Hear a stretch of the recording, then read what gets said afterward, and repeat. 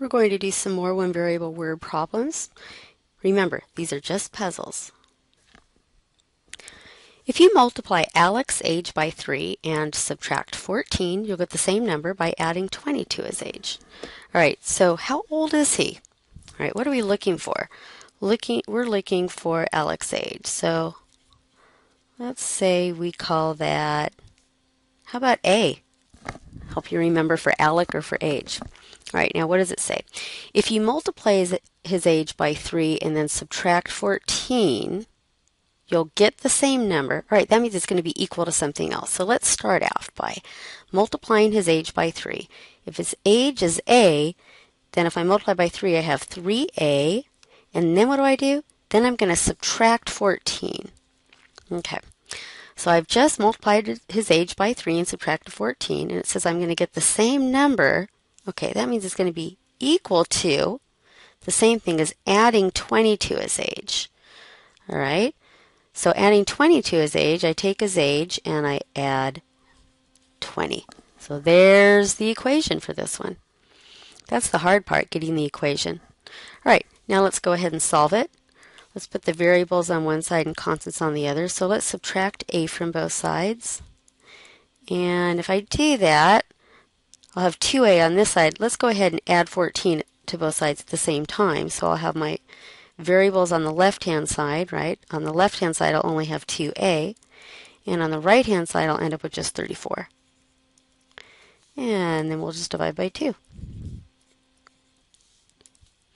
So a is 34. All right, what does A stand for? It stands for Alex's age. It asks me how old he is. Awesome. So we just figured out that Alec is, whoops, I did make a mistake here because 34 divided by 2, did you see that? Is 17, right? It's 17. I caught that before I wrote down the wrong answer, but of course we would have checked it, which we're going to do in a minute. Alec is 17 years old.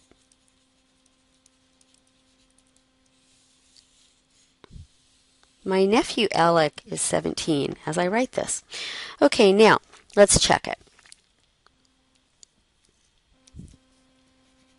Okay, what it says is if I multiply his age by 3 and subtract 14. All right, so if we multiply his age times 3, I would have 3 times 17, or 51, right? And then it says I'm going to subtract 14 from that. That's 37. Okay, is that the same number as if I just added 17 to his age? Well, if I take 20, if I add 20 to his age. If I add 20, I get 37. So, yeah, I get 37 either way. So, therefore, the answer I came up with, Alec is 17 years old, is correct. Here's another puzzle.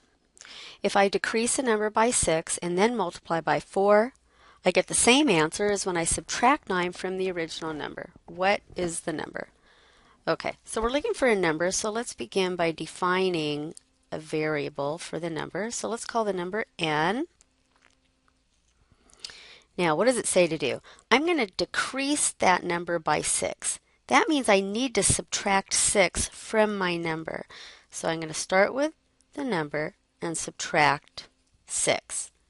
So that's what I do. I decrease it by 6 and then I multiply it by 4. Well, I need to multiply this whole thing, n minus 6 times 4. So you have to put that in parentheses so that you can multiply the entire thing by 4. So I've decreased a number by 6 and then I'm going to multiply by 4, and it says I get the same answer. That means equals is when I subtract 9 from the original number. Okay, now the original number was n again, and it says I'm going to subtract 9 from that. You don't want to put 9 minus n. It means you've got the number and you're going to subtract 9 from the number. So this is our equation. And so to solve it, let's distribute over on the left side here the 4 through what's in parentheses using the distributive property. 4n minus 24 equals n minus 9. And then let's get the variables on the left and constants on the right side of the equation. So I'm going to subtract 1n from both sides. and I'm going to add 24 to both sides so that I've got the variables on the left-hand side and the constants on the right-hand side. So 4n minus 1n is 3n. And on the right-hand side, negative 9 plus 24, that's just 24 minus 9, and that's 15. So you see what it's going to be here? Divide both sides by 3, and n is 5. Now, remember, this is a word problem or a puzzle or a riddle. It says, what is the number? It doesn't say find n. You just let the number be called n. So the answer to the problem is that the number is 5. If we did this correctly, we will check it in a second. But I'm going to write this down and hope it's correct. If not, we would erase it, or do the whole problem over probably. So let's go ahead and check this. It says if I decrease a number by 6 and then multiply by 4, all right, well, let's do that. If the number is 5 and I'm going to decrease it by 6, that means I'm going to do 5 minus 6. And you may think, oh, I can't do that. Yes, you can, but it's a negative number. So I get negative 1. So it says I decrease it by 6, then I take that and multiply it by 4. So I'm going to take the negative 1 and multiply it by 4, and that'll give me negative 4. Now the question is that the same thing as subtracting 9 from the number? Okay, so I said the number was 5, so let's take that number 5 and subtract 9, and I get negative 4.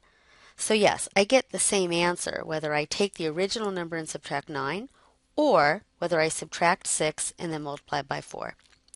It's just a puzzle. That's all this is.